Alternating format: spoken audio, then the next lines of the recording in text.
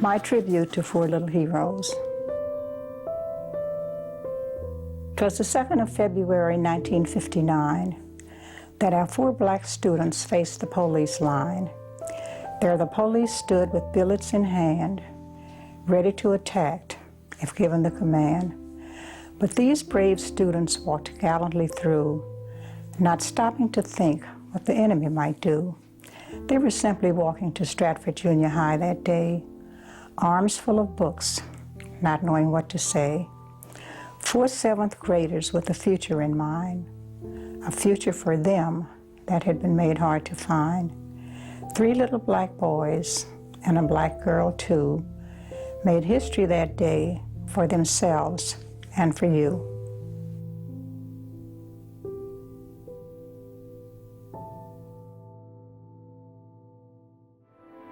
On the 17th of May, 1956, we filed our first suit in court. We were sponsored by the NAACP.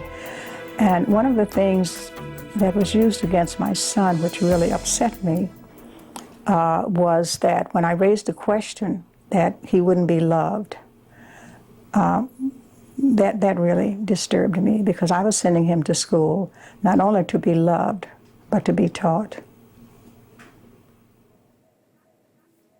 My mother always said she did these things because it was the right thing to do. She didn't do this for accolades. She would be tickled pink to know that this school was named after her. She grew up in Baylor's Crossroads, Virginia. They were originally from Caroline County, and she was a fighter, a go-getter, you know. She would never take no for an answer, and as a young kid, I always said I wanted to go to Stratford, and she told me I couldn't, and I would always say, why can't I come here? Well, I was in the second group of students that came in September '59. The integration in Arlington was a lot more peaceful than most places. You know, our biggest thing was name calling, you know, and that was kind of the first year or so. After that, once they understood that we didn't have tails and everything on us, you know, we met some decent people, you know, made some friends. We were fortunate coming from a community where it was kind of close-knit. They gave us great preparation for what they thought was about to come and what did happen, actually.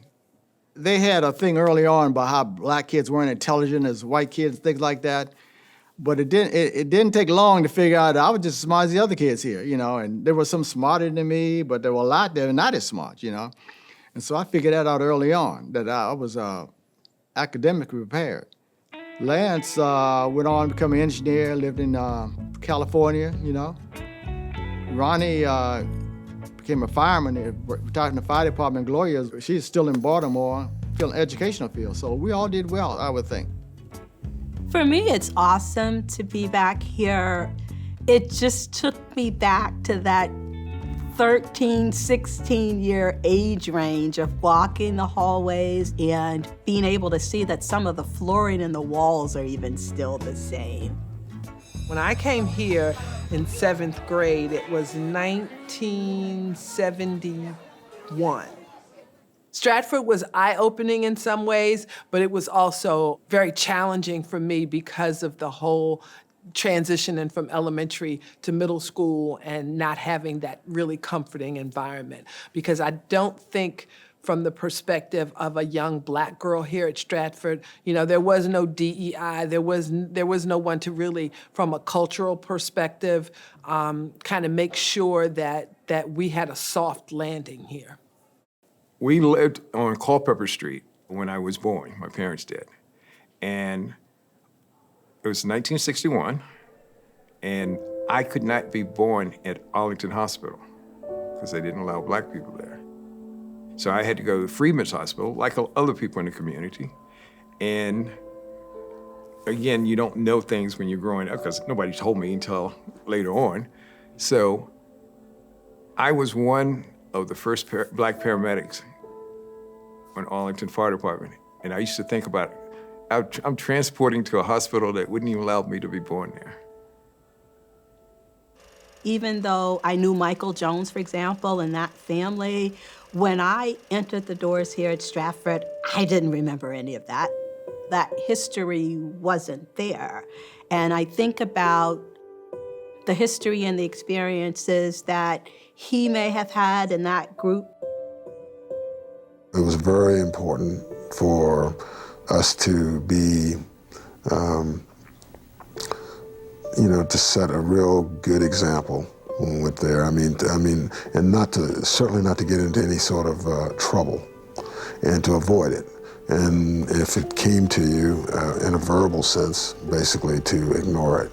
And that if anybody were to call your name or something like that, this was an ignorant person, and their knowledge was limited. I was so glad to see that the school still looks the same, but different. So it's not totally foreign to me. The Dorothy Hamm, as you enter the door up on the building, is awesome because I knew her. I grew up in the same neighborhood. She lived down the street. I'm close friends with her daughter, Carmela. So all of those feelings just kind of washed over me, and it's just been awesome to be back here. The kids need to remember what happened here in 1959 and, kind of know your history, know where you come from, because when you don't know your history, a lot of things repeat themselves. So you have to be aware of where you come from, what happened before, and right now in these times we're living in, a lot of things are changing and certain people are trying to change it real fast. So do your best to be the best you can in this country.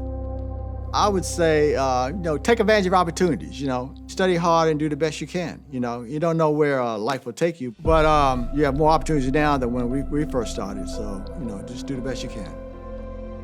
I would tell them to pursue their dreams and just go for it and do it. Pursue whatever dream it is. Don't let anybody stop you from doing that.